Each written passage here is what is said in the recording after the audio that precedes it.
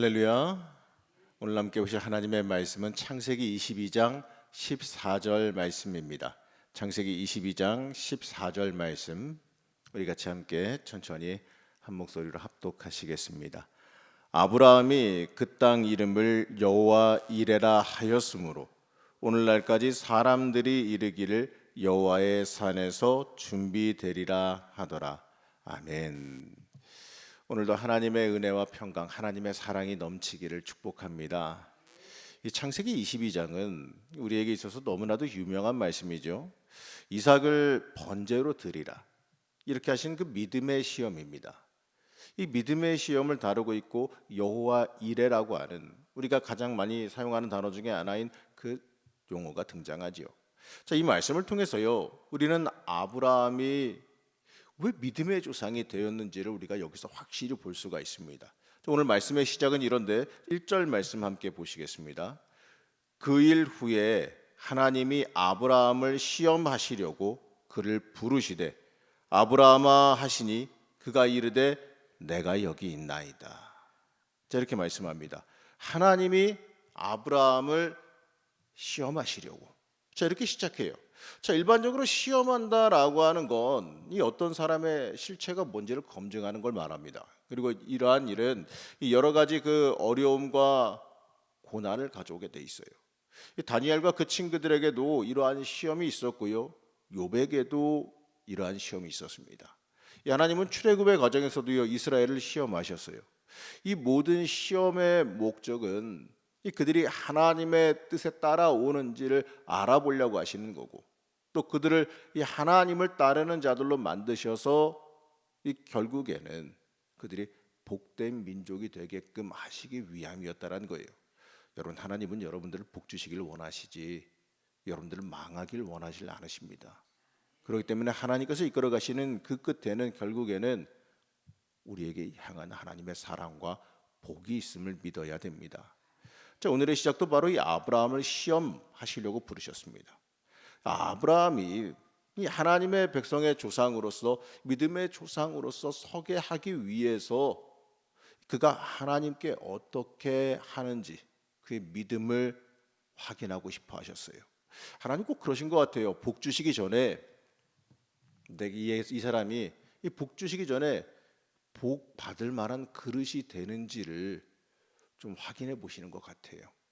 왜냐하면 하나님 우리를 망하는 걸 원치 않으시기 때문에 우리가 그릇이 안 되는데 거기다가 그릇을 넘치는 감당 못할 복을 우리가 받게 되면 망가지게 되더라고요. 감당 못해서 망가지게 되더라고요. 그래서 보시는 것 같아요. 얘를 복 줘도 이게 문제가 없을까, 이러시면서 시험하시는 것 같아요. 근데 거기에서 합격받으면 어떻게 될까요? 그래, 줘도 되겠구나 하면서 맞는 그릇에 맞는 복을 주시겠지요. 만약에 시험을 해봤는데 야, 이거 주려 그랬는데, 복을 주려 그랬는데 이거 그릇이 아직 완성이 안 됐네라고 하면 어떻게 하시겠어요? 버리실까요? 아니지요. 그 그릇을 고쳐서 키워서 단단하게 만들어 주셔서 그 다음에 그 자리에 채워 주십니다. 그렇기 때문에 여러분, 우리가 때때로 시험을 당하거나 어려움에 처하면 낭망하고 좌절하고 엎어질 것이 아니라, 아, 하나님께서 복 주시려고 나를 테스트하시는구나, 이렇게 받아들여야 되고요. 또 한 가지는 내 복의 그릇을 빨리 키워야겠구나. 복 주시려고 하는데 그릇 키워야지. 그래야 더 큰 복 받는 거 아니겠어요? 전에 두 아들에게 뭐 아이스크림을 좀 퍼주려고 하는데 애들이 그 아기 때 얘기예요. 큰 애 퍼주고 났더니 둘째가 들고 있던 그릇을 낼름 가가지고 큰 걸로 바꿔오더라고. 아니, 보니까 형 퍼주는 거 보니까 그릇만큼 아빠가 퍼주니까 자기가 들고 있는 그릇이 좀 제가 둘째가 그때는 더 어렸으니까 3살 차이니까 또 조그만 그릇을 줬거든요. 그러니까 자기가 이제 조그만 그릇 들고 있다가 형아가 큰 그릇 들고 있는 거 보니까 형아 그거 채워주는데 자기 보니까 조그맣잖아. 가가지고 낼름 큰 걸로 바꿔오더라고. 형 거보다 더 큰 걸로. 어떻게 했겠습니까? 제가 웃으면서 그냥 아이스크림 통째로 줬죠, 그냥. 물론 다 먹지 못하게 뺏기는 했어요. 애가 체하 뭐 이렇게 좀 안 좋을까봐 뺏기는 했는데, 어쨌든 그걸 보면서요, 하나님의 마음이 그러지 않을까 한번 생각해 본 적이 있습니다. 여러분, 마찬가지예요. 여러분 물론 이 시험이 올 때요 고난도 다가오기 때문에 어렵고 힘들게 여겨지긴 할 거예요. 하지만 이건 잊지 마십시오. 하나님께서 여러분들 징계 내리시는 게 아닙니다. 하나님께서는 미워서 벌 주시는 것도 아니에요.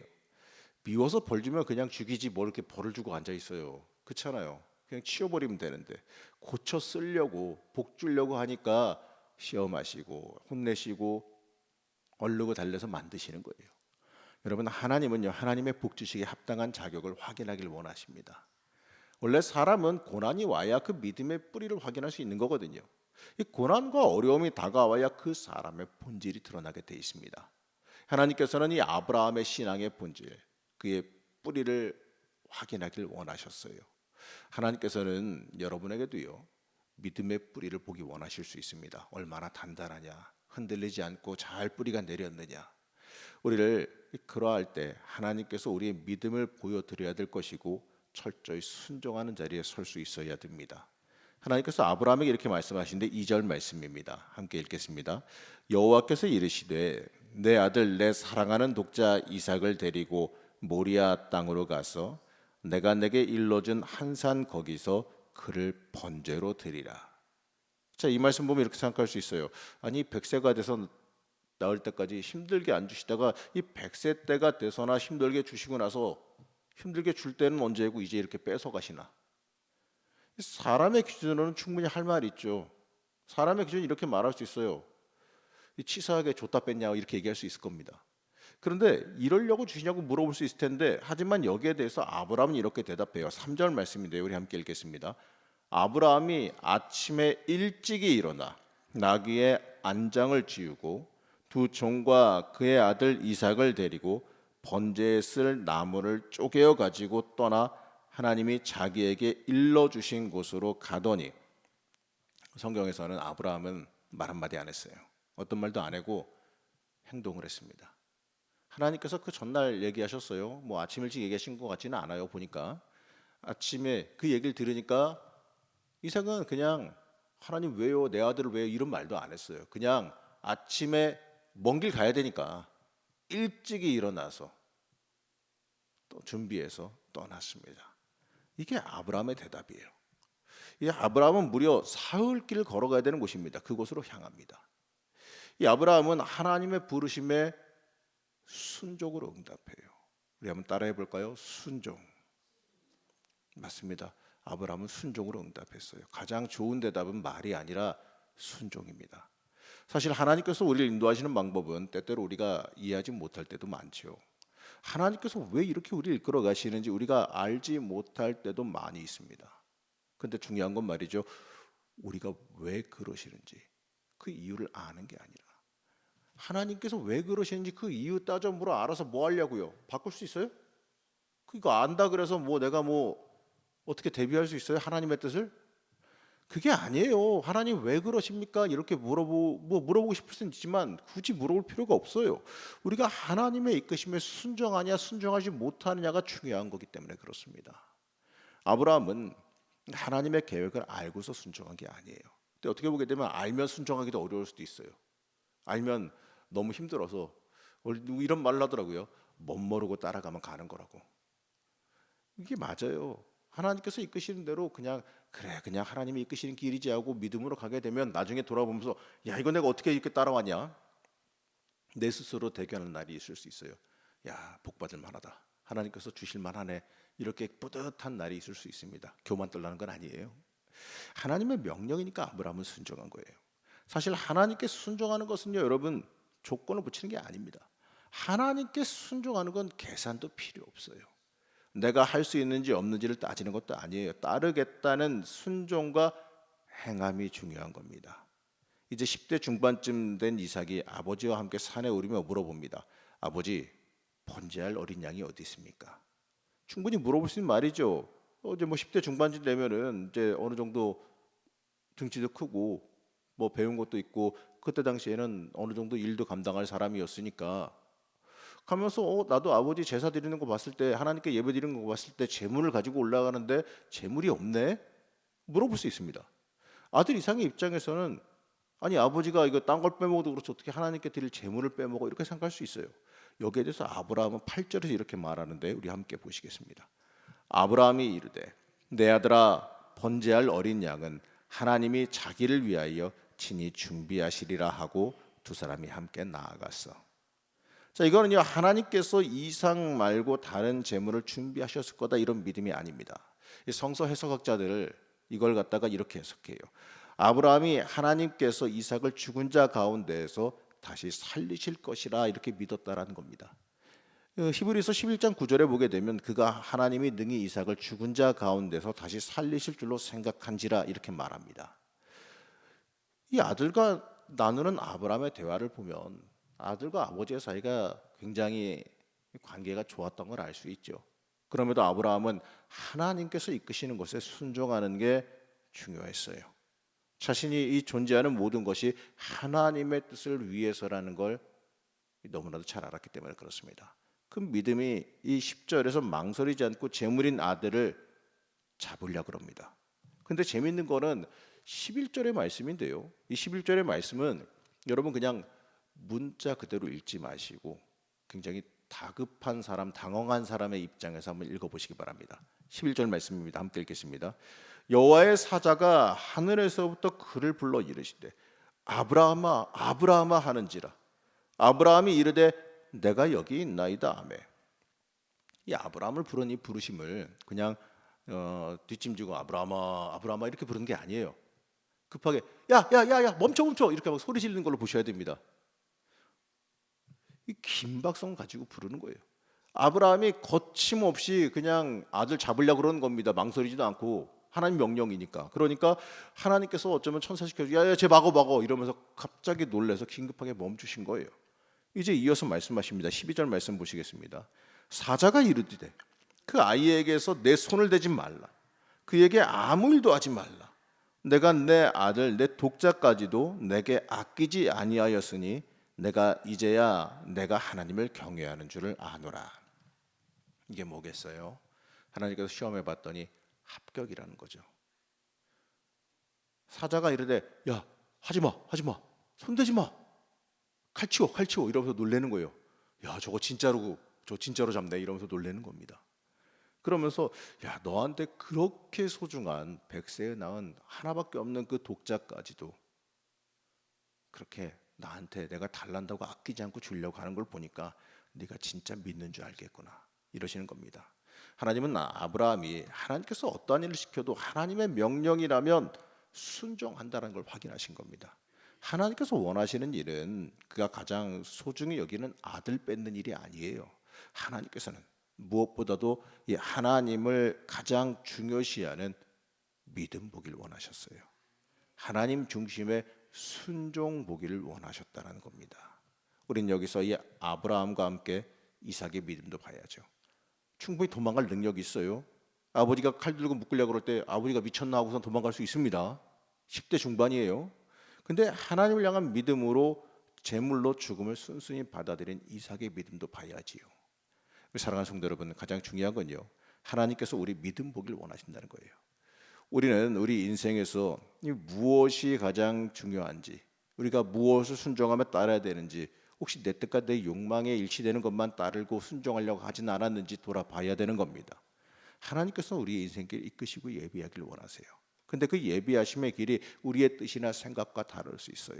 여러분 그럴 때 어떻게 하시겠습니까? 위에 아브라함은 이미 하나님께서 준비해 놓으신 수풀에 걸린 순양을 발견하고 번제를 드립니다. 그리고 고백하죠. 여호와 이르다. 여호와의 산에서 준비되리라. 이러한 고백입니다. 우리도 잘 쓰는 이 은혜의 고백은 입술의 고백이 아니에요. 가장 중요하고 소중한 것을 하나님께 과감히 드릴 수 있는 사람이 고백할 수 있는 고백입니다. 여러분 하나님께 믿음으로 전적으로 맡기고 선 자들이 할 수 있는 고백이라는 거예요. 여러분 우리의 인생을요 하나님께서 철저히 준비해 놓으셨음을 여러분 믿으십니까? 여호와 이레 믿음으로 여러분 준비하고 계십니까? 그리고 그 인생길을 믿음으로 내 가장 중요한 것도 하나님께 드릴 수 있는 그 순종함, 여러분 그 순종함으로 하나님 앞에 서시길 축복합니다. 그럴 때 우리는 하나님의 역사하심과 인도하심 만나게 될 줄로 믿습니다. 이어서 하나님은 약속하세요. 네 가문이 번성할 것이다. 네 씨로 말미암아 천하 만민이 복을 받게 되는데 그 이유가 뭐냐? 네가 내 말을 준행했기 때문이다. 너의 순종이 복이 될 것이다. 이렇게 말씀하시는 거예요. 이것은요, 그저 물질적인 복 주시겠다. 여러분, 이러한 약속에서 끝난 게 아니에요. 이 약속은 하나님께서 앞으로 이끌어 가실 그 구원 계획에 너를 사용하시며 함께 하시겠다라는 약속입니다. 하나님의 동행하심의 약속이에요. 이제 이어서 아브라함의 동생 그 나홀의 아들 12명의 이름이 등장해요. 자, 이 족보는 이삭의 아내가 될 리브가의 이름을 나타나기 위한 족보입니다. 하나님의 계획대로 하나님의 약속이 하나하나 이루어져 가고 있다는 걸 보여주시기 위함인 거예요. 자, 이걸 통해서 우리가 알 수 있는 게 뭡니까? 하나님께서는 하나님의 계획을 가지고 계속해서 일하고 계신다는 겁니다. 이루어 가고 계세요. 그렇기 때문에 우리는 믿고 순종하며 그 길 따라갈 줄 알아야 됩니다. 하나님께서 인도하시는 그 길은 가장 선한 길이고 가장 복된 길인 줄로 믿으시기 바랍니다. 하나님의 뜻이 이루어지는 게 가장 좋은 일이에요. 그렇기 때문에 우리는 이해되고 나한테 득이 될 때만 믿으려고 할 것이 아니라 하나님의 뜻인가를 분별하고 그 뜻에 집중할 수 있어야 됩니다. 하나님의 인도하심이 만약에 확인되면요, 어떻게 해야 될까요? 무조건 순종하고 따를 수 있어야 돼요. 내 인생은 내가 득보기 위해서 사는 게 아니라 하나님께 따르기 위해서 순종하기 위해서 살아가고 있음을 잊지 마시기 바랍니다. 우리 살아가는 성도 여러분, 우리의 인생은요, 하나님께 순종할 때만 복이 있음을 잊지 마시기 바랍니다. 여러분의 인생 속에서도 하나님께서 믿음의 시험을 주실 때 순전히 믿음으로 이겨나가시길 축복합니다. 그리고 복의 그릇이 커져서 더 큰 복을 받아 누리시길 축복합니다. 정같이 기도하겠습니다. 우리를 늘 인도하시길 원하시는 하나님, 우리의 인생이 하나님께 철저히 순종하는 인생이기를 원합니다. 내 뜻보다 여호와 이레로 준비하시며 하나님의 계획으로 이끌어 가시는 그 하나님의 순종 앞에, 하나님 앞에 순종하며 따르게 하여 주시어서 하나님 보시기에 합격받는 믿음의 그릇들, 믿음의 자녀들 되게 허락하여 주시옵소서. 세상의 것이 하나님보다 소중한 사람들 되게 세상의 것이 하나님보다 소중한 자들 되지 않게 하여 주시고 하나님의 계획에 동참하기를 열망하며 살아가게 하여 주셔서 우리의 모든 삶이 하나님께 쓰임 받고 사용되어지는 복된 삶을 살게 하여 주시옵소서. 오늘의 삶도 이 주님께 더 가까이 나아가는 삶이 되기를 원하오며 거룩하고 존귀하신 예수님의 이름으로 간절히 기도드렸습니다. 아멘.